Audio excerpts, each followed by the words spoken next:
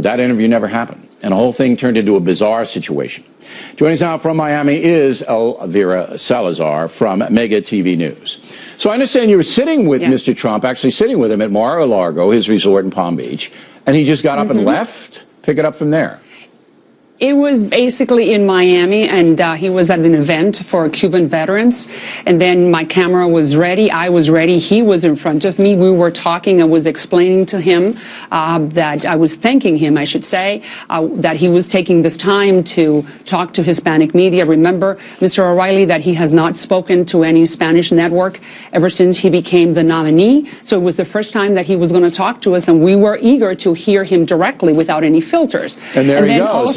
Then all of a sudden he's leaving. Now, but I want to be clear here. This wasn't, you just didn't walk up to him. This is prearranged. He was going to sit down and do it, right?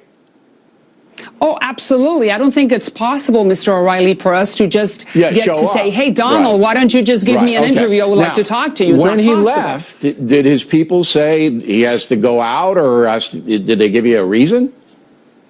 Well, they just pulled him. Somebody came when I was talking to him. He was very gracious, I should say. He was happy to do the interview.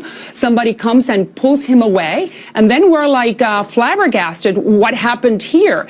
And then no one really could give me an explanation at the time. Really? 30 minutes later, Hope Hicks called me, and she is showing her deepest regret for what happened, apologizing and telling me that she really could not explain what happened, but that she assured us. That's the press person couldn't explain it. All right, so it remains a mystery. We'll find out what happened. Now, he did say he's going to talk to you. Next week. Next week. Next week. All right, well, you're ahead of me. And, I mean, I don't have him next week. So when you speak to him, do you believe that the Hispanic community in Florida, a state he desperately needs to win, can he convince them that he's the better candidate? Is that possible? Well, I think it's the first time that he's going to be talking directly to the community without any filters. I think he's going to dedicate time and energy to explain to the Hispanic community who he is.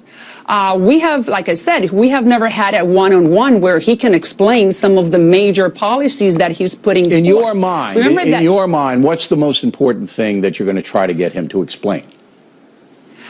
Two things I think, or three things I should say. Number one is that immigration laws are being broken in this country every single day by two groups.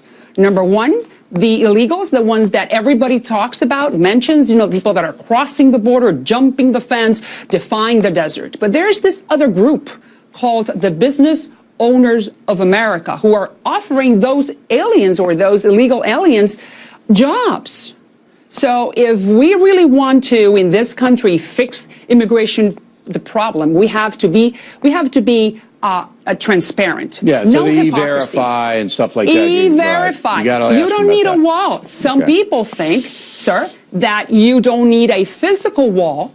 You need an electronic one, which is in place already. I think California and Illinois. It'd probably be best to do both, to some extent. Fine, but let's talk about the other one as well, don't you think? Will you promise me next week when you get the interview with Trump, because I might not get one, you'll probably be there before me, that you'll come back